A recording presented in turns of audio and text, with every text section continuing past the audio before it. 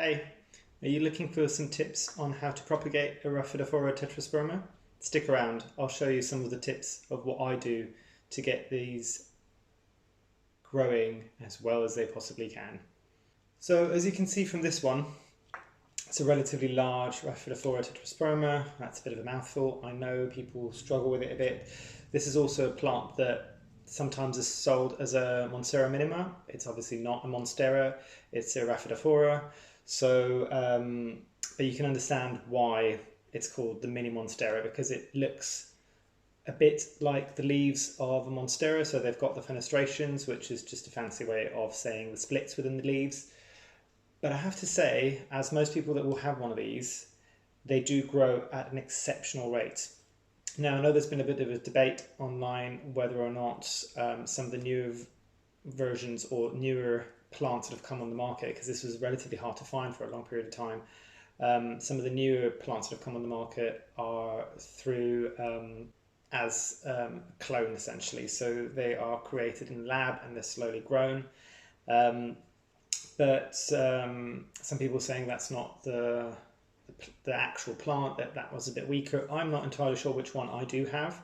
It might be, I don't know, I've never had one of the original species. That might have not been cloned. This might be a non-clone, it might be a clone, I'm not entirely sure. But as you can see, it's relatively huge, and there's multiple stem points coming on here as well. In here as well, there is a propagation that did really well, so I've replanted it and given it a bit of bigger pot to make it look a bit bushier. So I think this specific one I've cut back 4 times already, and I've got multiple propagations going at the same time. But I know people struggle with this sometimes, that it takes a while to start rooting and it doesn't always take. I know people are giving up after months of nothing happening. So let me tell you what I do, and these are things that have worked for me. Maybe they'll work for you as well. So if I just move this out of the way, and I will show you a smaller propagation. So this was actually a tip cutting that I took from that larger plant. So you can see it's growing quite happily. If I remember correctly, it was possibly these 2 leaves when it was originally cut. So everything past that point has grown since then. Obviously the leaves that come out, the first couple of leaves that will come out, will have none of the fenestrations, but you can see it starts fenestrating quite quickly after that. Now, my tips for this one. So I don't know whether or not you might be able to see there, but you can see the stem is at the very top edge of the soil. And I know with a lot of plants, when you root them, whether it be in water or in leca or sphagnum moss, usually you'd stick the stem into the soil with the roots coming off the back of it. These plants will grow along the top of the soil as well. So another one that does this is a Philodendron gloriosum. So what you want to do in order to make this root as quickly as possible is, when you get a few roots, is put it so that the stem sticks on top. And actually, when you see the Rhaphidophora Tetrasperma sold in stores, they generally will have that stem at the very top bit, and it will keep growing off the edge of that, and it will grow up. Unlike the Philodendron gloriosum, which will grow just 1 leaf off of that stem at the bottom, this will actually grow up as well, but it needs to start at the base like that. So that's one tip that's worked well for me. The other is how to propagate this. So for me, I don't think I've actually tried anything but water propagation, and that works quite well. I don't know if you were able to see. Let me show you again the bigger plant.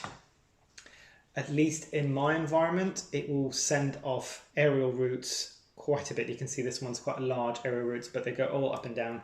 When there is an aerial root and a node I will show you on the smaller plant, is a swollen area, usually where the petiole, because that's not a stem, that's a petiole, this is a stem, where the petiole attaches to the stem, and that's usually where a root will grow. I don't know whether or not you might be able to see the fact that there's a small root growing from there. Yes, I'm not going to lie, it does take a while. It takes a bit longer than most other plants to get going. But when it does root and you can transfer it into soil, it does really well. Now, you might see that I've got a clear pot here. The reason why I do this with most of my propagations is you can actually see the roots coming through. It's got some decent drainage holes at the bottom. Always remember you need to have drainage holes. And in terms of soil, it's my usual airy mix, which on my profile on Instagram, you'll see there's a link there on the bio where it has all the ingredients that I use for that. There's another Instagram TV video that I actually talk about how I make my soil mix. And that's pretty much it. Have it in a place where it gets some decent light. It doesn't need to be right in a window because it will burn quite quickly, especially if it's not an established cutting with roots in it yet. And just give it time. That's the reality with this. It will take a bit longer than the average cutting to root, but well worth it, because the moment that it starts going, let's put it this way, this leaf, the first leaf that came off the rooted cutting after it was placed in soil, was maybe a week and a half ago, and I've already had three leaves in total and one more on the way. So it does grow really quickly after it roots. So just give it a bit of time and it will reward you with some very, very fast growth, and you'll be chopping it back and propagating it all the time after that point. There you go. Those are my top tips. I hope you enjoyed.